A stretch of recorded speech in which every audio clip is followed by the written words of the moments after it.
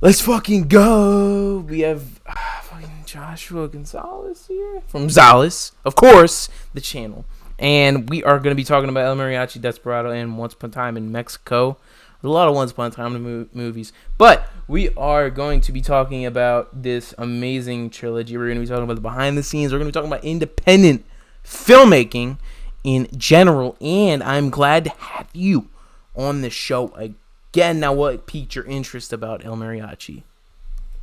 Well, first things first, thanks for having me back. It's fun.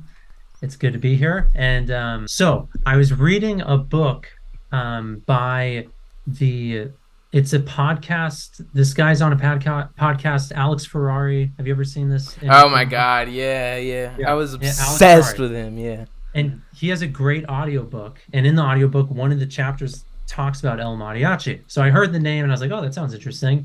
And I forgot about it. Then a friend mentioned it. He's like, have you seen that movie? And he's a film buff friend of mine, coworker. We work together, so we talk movies a lot.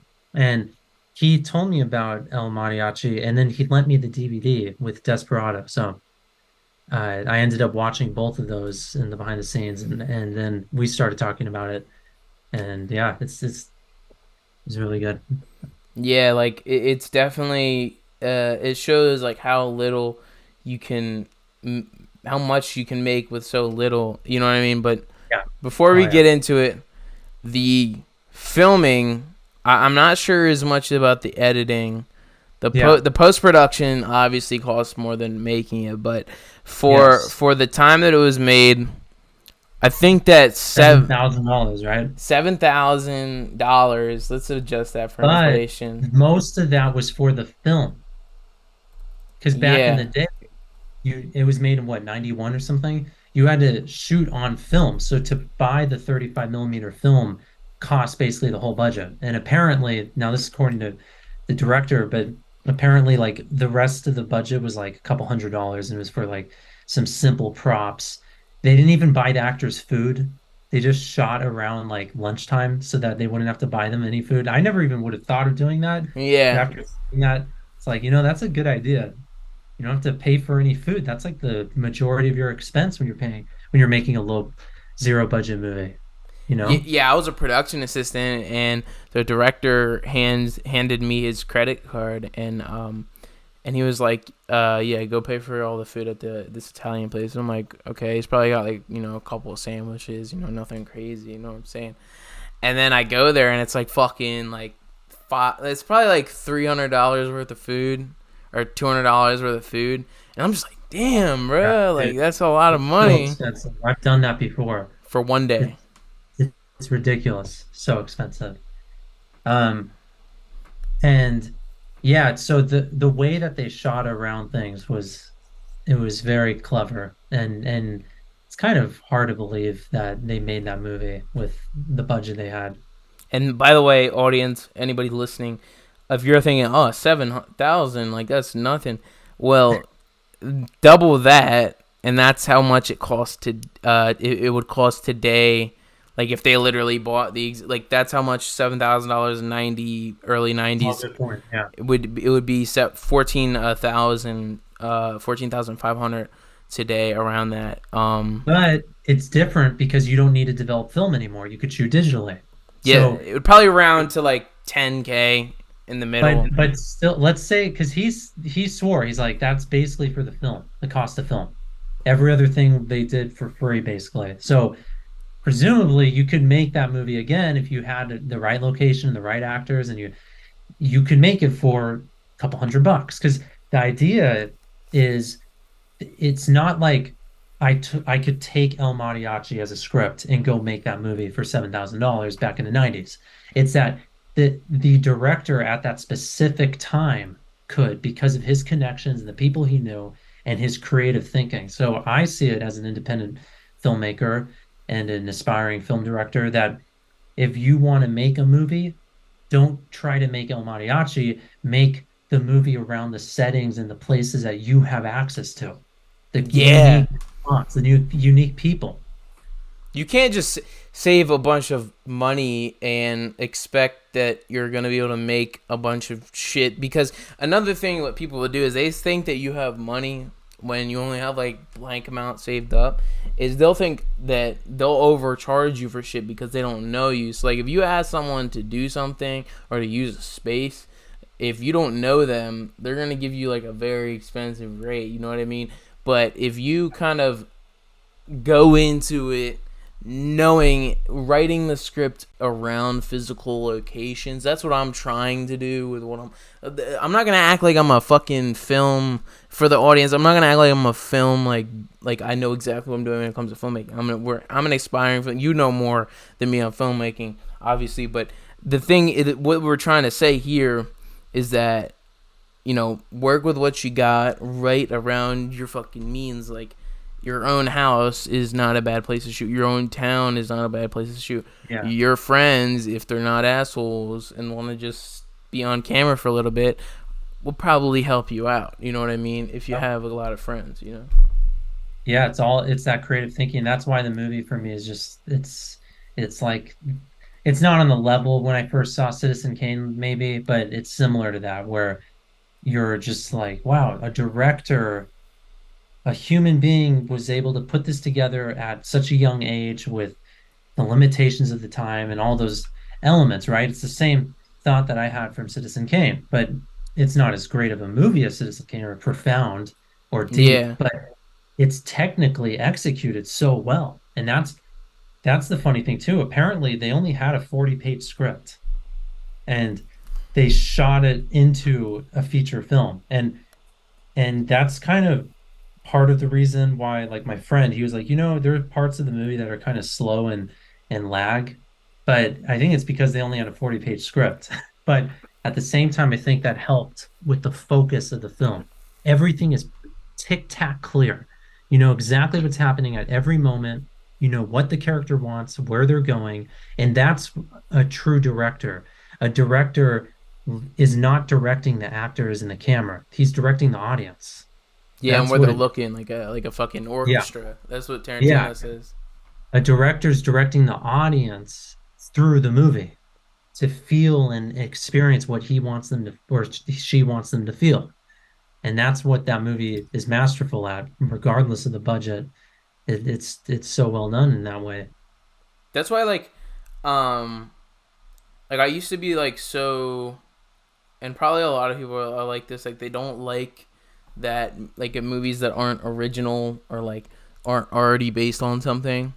But the thing is that why most movies, when they first, like when the movie industry was just starting, why a lot of them were already based on shit. A lot of them were like biblical stories or like Yeah. stories that already existed or some shit like that, is because when you're making a movie, it's not that the story doesn't matter, but the Yeah. screenplay should like already be like good and structured well. Like that's like the minimum requirement to Hmm. making a movie. You know what I mean? So like that's why like a lot of the best movies are already based on like books or something like that. Not all of them. Obviously, there's a lot of great movies that are original screenplays, but when you the where the goals of the characters and the audience are like in the story, the structure, and the audience are two different things. Like you gotta make shit like look good enough for the audience to understand like what's happening. You know what I mean? That's why Yeah. it's like you don't show someone that listens to like ACDC like fucking Norwegian black metal, like, you know what I mean? They're not gonna like understand anything, and they're not gonna give a fuck because they can't understand it, right? You're gonna show them like Led Zeppelin, like something they can like comprehend aesthetically. You know what I mean? I don't know if you get what I mean. Like, Yeah. And in the way the director is the one who leads the audience through yeah, something like that or presents something. It's like, you know, the showman that's running their circus or something, and they present the next act. Like a yes, director is like putting it on the stage, opening the curtains, letting the animals or the gymnastics, commence, and they're the one framing it and creating this tone and this world. They're setting the rules. That's the big thing too. the rules of El Mariachi are clear from the very moment it starts. You know what Yes. kind of style he's going for. You know that it's going to be a violent movie. You know that it's going to be a quirky movie. You know it's going to have some humor.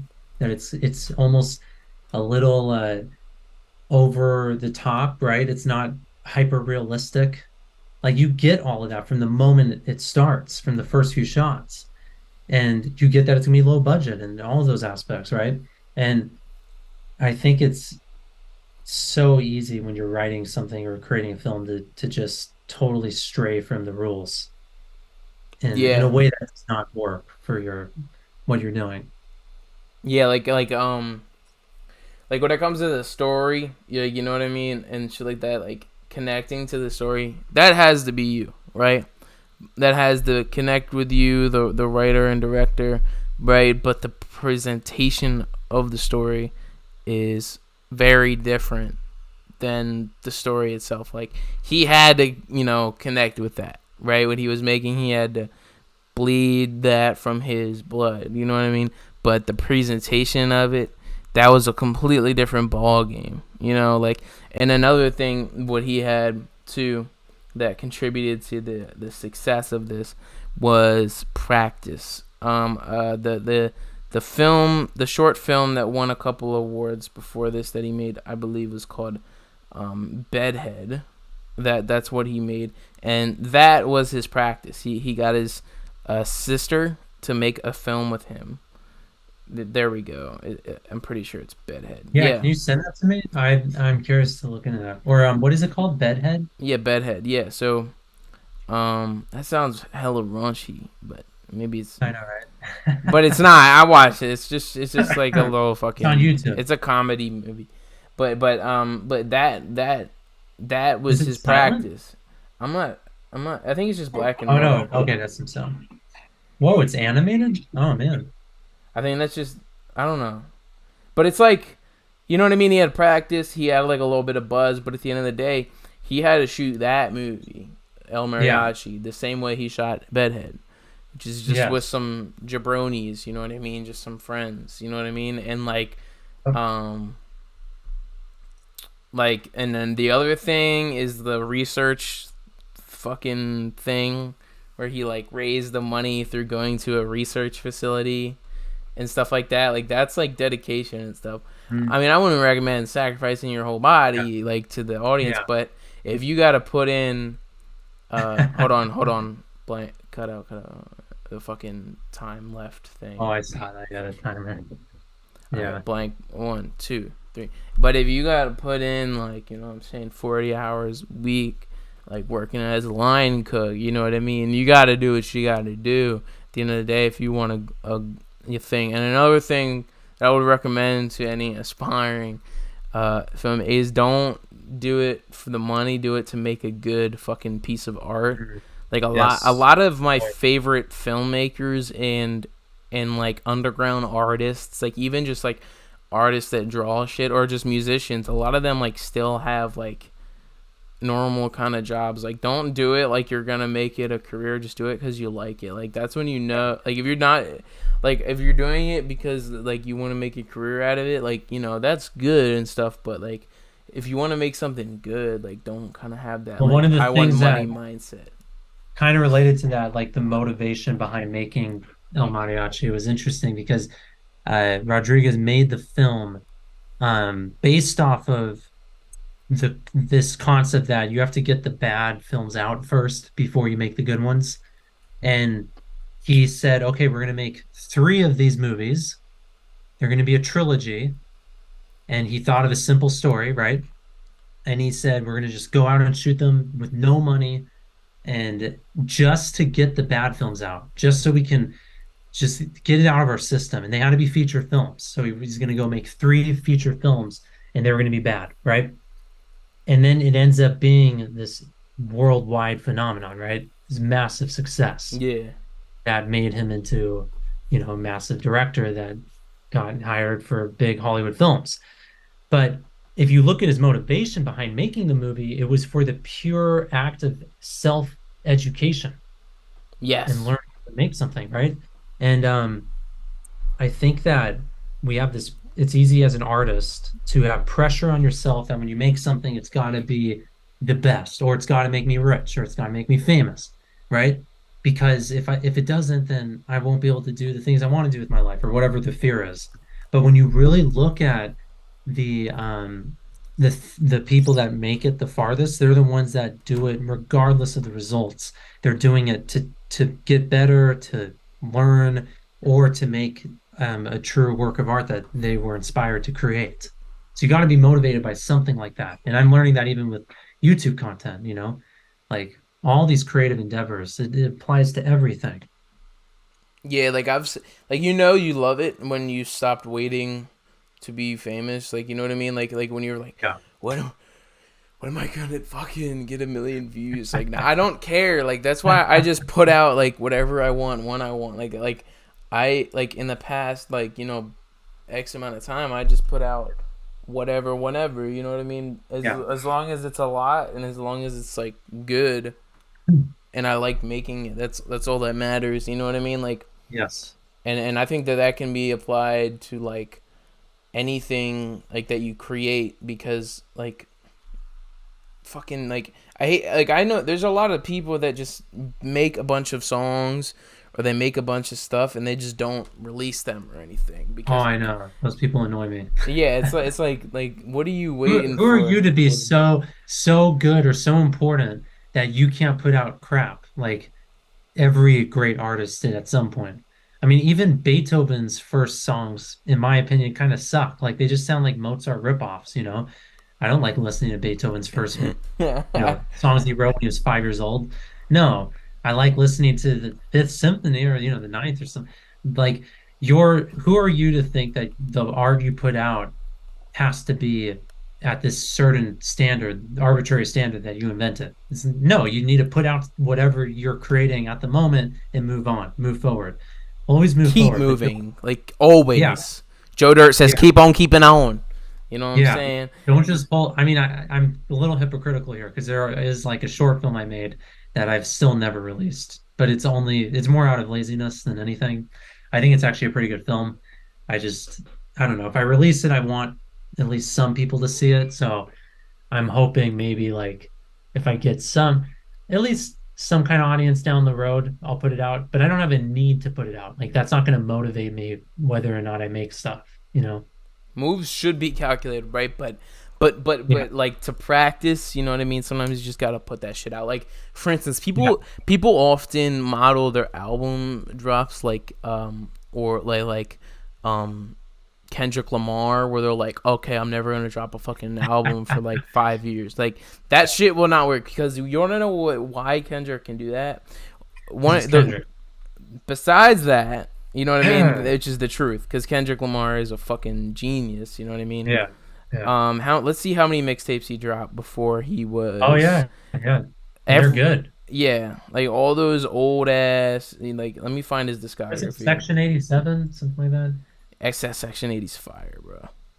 Dude, Section 80. Yeah. How many mix he has like a bunch of mixtapes that he dropped when he was like underground and shit. You know what I'm saying? Like he was doing like a bunch of like he did a bunch of them, right?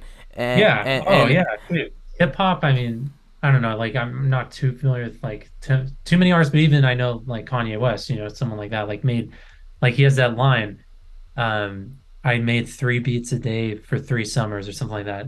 Like, every yeah, day made 3 beats. Uh, it's like if you have an idea like for something, like just write it down quickly and then move on, you know what I mean? Get back to it later. It's not like you have to sit yeah. down for 5 hours making the screenplay and automatically like put it out, you know what I mean? Well, I mean, like I'm doing this right now with my friend with screenplays. Like our goal is to write 5 feature films in 1 year, which is super ambitious. But we're on our second script, and we've improved as writers drastically Hell compared yeah. to like just from writing. And our first script is terrible. Like it is not good. Nobody should read that thing. But our second script's a little better. Like we can already tell. So yeah, you got to put out the crap first, but you may get lucky, like El Mariachi. Maybe the crap you put out is actually really good, because you made it out of an innocence and a love for the medium. Yeah, that's the truth. We can take away a lot of shit from like the behind the scenes from that movie, but like I think next we should definitely go into the plot and how he built around a like sort of like DIY type of function with the people that he knew. So another thing we should talk about obviously is the oh fuck. All right, 3, 2, 1. So there's a lot of DIY functions and shit like that and aspects of the filming of this film. What we were just talking about is take one, take two, take three. You know what I'm saying? Like they use fingers instead of the slate. You know what I mean? So there's and a lot of y'all want that like steady cam stuff. Well, he has the wheelchair that he borrowed from a hospital. Yeah. Like, what? Yeah, that was cool. Yeah, and nowadays with the technology we have, I mean, people could shoot. Look, nobody cares if you have blurry backgrounds, if you have smooth shots. Like anybody can get that now. Yeah. And back then they couldn't, right? It didn't make a difference. The movie is still good. The movie is something people still want to watch. So yeah, it's got to be um the focus can't be on the you know the gear, like the slate. I mean, I know for the whole film they had a huge problem with sound sync, and like even that when he sings the song, right? The in the commentary, the director's talking about how he had to cut out the parts where his lips were just completely out of sync with the song. So he's cutting all around, and this is for the whole movie. The weird editing is actually not a stylistic choice. It's because most of the dialogue is out of sync, and they ADR'd on the set like super fast. So when they're cutting at random points, it's because he had to cut because the voice wasn't syncing with the video or the film. So it's pretty amazing. Like those things that you think, oh, we can't make a movie right now because I don't have a way to do proper sound sync, stuff like that, right? It doesn't matter. Like that could be part of your style. People are going to compliment you about the fact that you edited around that because he was getting all these compliments, like, whoa, how did you do all of this?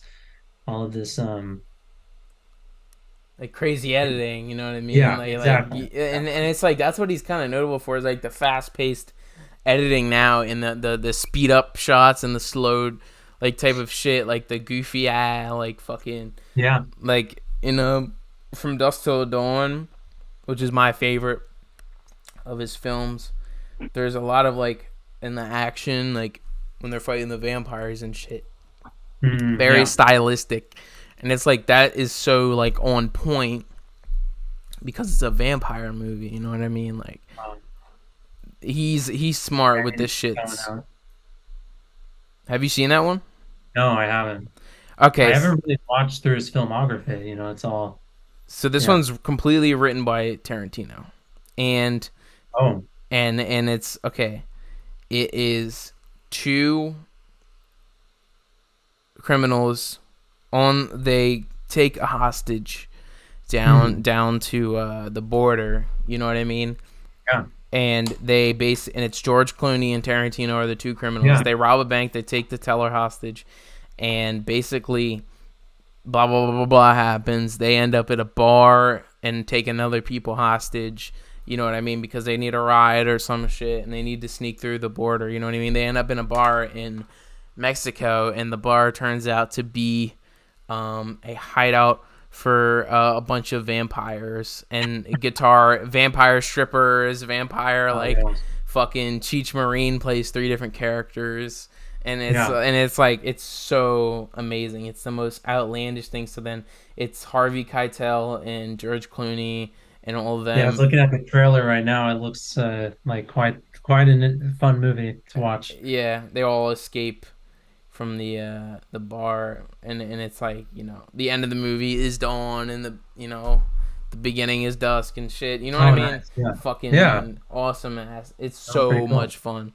But so another thing that we should talk about is like you gotta definitely write the most simplest film as you're doing like as you're getting that done. And another thing is like who, where, what, why. It definitely has to be an aspect. What could you say is one of the most challenging parts of filming a movie when it comes to like locations and people and shit like that? Because you have more Well, experience in that than me.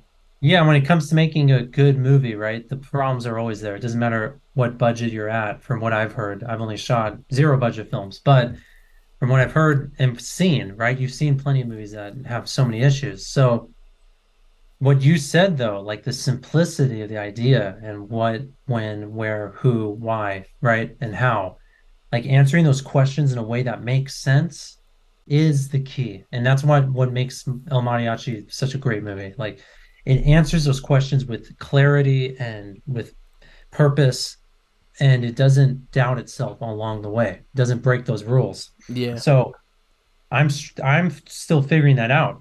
Like how do you craft a story around something that's clear from just the title? And that's what, even with YouTube and stuff, like making YouTube content, all this stuff's the same. It's can you make a clear and direct uh argument for something, right? In one sentence. Yeah. As quick as possible, but to the point as possible. Because it's like Yeah. the attention span thing. Like, I always joke with people about watching like long movies. Like, I'm like, yo, let's watch Once Upon a Time in America, European cut. Yeah. And they're all like, fuck no. Like I'm not going to sit down for almost Yeah. 4 hours watching like Robert De Niro. Like, you know what I mean? But they'll watch a clip of it, of a short on YouTube, I or they'll know. watch someone else's opinion on it. I mean, what even now, like I do sometimes is I don't even watch the movie. I watch someone on YouTube react to the movie because Yeah. it's free, first off, and also it's Yeah. a quicker way, and it's like more like it feeds my dopamine seeing like some like 40-year-old guy like like at fucking like Pulp Fiction, like, you know what I Yeah. mean? Yeah, it's weird how the internet's changed those things, but the principles are still there. And even, look at Mr. Beast or someone like that, how they make a video. It's still the same principles of just clarity. I mean, obviously it's evolving, and YouTube's not the same as filmmaking or, making narrative films, Yeah, but the concepts of how to get someone's attention, how to make someone feel something, for it's all still there. It's all storytelling. So I know like that movie was helpful for me just in terms of learning storytelling, and it was a really good experience. I'm excited to watch that movie again in the future. yeah. I'm only, how many times have I seen it? Like 3 or 5, but it's like the next movies after it obviously have a higher budget, but I would say that um the best one out of the one out of the three would, let me think. I don't know. I have a sweet spot for El Mariachi, but I think that Desperado is like a second. I think it goes like 1, 2, 3 for me. I think Yeah. Desperado is fucking awesome, and the storytelling thing, when isn't like Steve Buscemi tells the story, Oh, and then yeah. it's Such a good awesome. point. Yeah. Yeah, man. So at the end of the day, we can learn a lot from El Mariachi. And what could you say that you learned from the movie, real quick, before we wrap this interview up? I'm repeating myself, but it's about clarity and creating a simple but clear story from beginning to end. Yes, exactly. Like it's like simplicity, clarity, and doing what you can with what you got. All right, so Yes. young creators watching this, Yes. remember Be that, creative. and be creative, but be creative in your fucking means. For that's another part Yeah. of it. But thank Yeah. you for coming on Realistic. this show. Yeah. Thank you. What's the links to your? Where can people find you to check out your shit? Just YouTube Zales, Zalles. And shouts out to you, man. Thank you for coming on the show. Appreciate it. This has See been you around. another episode. Peace out. Yep.